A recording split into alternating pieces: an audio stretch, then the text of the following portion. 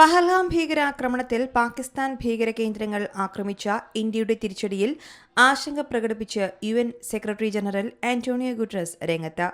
ഇരു രാജ്യങ്ങളും സംയമനം പാലിക്കണമെന്ന് ഗുട്ടറസ് പറഞ്ഞു. നിയന്ത്രണരേഖയ്ക്കും അന്താരാഷ്ട്ര അതിർത്തിക്കും അപ്പുറമുള്ള ഇന്ത്യൻ സൈനിക നടപടികളിൽ സെക്രട്ടറി ജനറൽ വളരെയധികം ആശങ്കാകുലനാണ്. ഇരു രാജ്യങ്ങളും പരമാവധി സൈനിക സംയമനം പാലിക്കണം.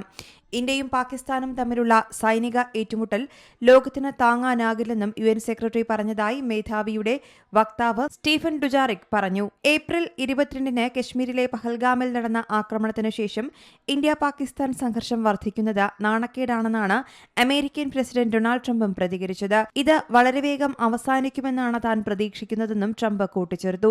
വൈറ്റ് ഹൌസിൽ മാധ്യമങ്ങളോട് സംസാരിക്കവെയായിരുന്നു ട്രംപിന്റെ പ്രതികരണം.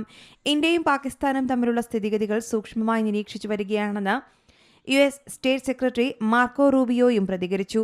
എക്സ്പോസ്റ്റിലൂടെയായിരുന്നു മാർക്കോ റൂബിയോയുടെ പ്രതികരണം. ഇന്ന് പുലർച്ചെയായിരുന്നു പഹൽഗാം ഭീകരാക്രമണത്തിന് തിരിച്ചടിയായി പാകിസ്ഥാൻ ഭീകരകേന്ദ്രങ്ങൾ ഇന്ത്യ ആക്രമിച്ചത്. ഓപ്പറേഷൻ സിന്ദൂർ എന്ന് പേരിട്ട സൈനിക ആക്രമണത്തിൽ പാക് അധീന കശ്മീരിലെ 9 ഭീകരകേന്ദ്രങ്ങൾ തകർത്തായിരുന്നു ഇന്ത്യയുടെ മറുപടി. ജെയ്ഷെ മുഹമ്മദ്, ലഷ്കർ-ഇ-തൊയ്ബ ഭീകരകേന്ദ്രങ്ങൾ, പ്രധാനപ്പെട്ട പ്രസ്ഥാനങ്ങൾ എന്നിവ ലക്ഷ്യമിട്ടാണ് സേനകൾ ഓപ്പറേഷൻ നടത്തിയത്. കൃത്യതയുള്ള ആയുധങ്ങൾ ഉപയോഗിച്ചായിരുന്നു ഓപ്പറേഷൻ.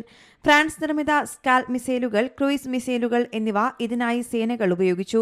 രഹസ്യാന്വേഷണ വിഭാഗങ്ങൾ ഈ കേന്ദ്രങ്ങളെക്കുറിച്ചുള്ള വിവരങ്ങൾ നേരത്തെ തന്നെ ശേഖരിച്ചിരുന്നു. തുടർന്ന് 3 സേനകൾക്കും വിവരങ്ങൾ കൈമാറിയിരുന്നു.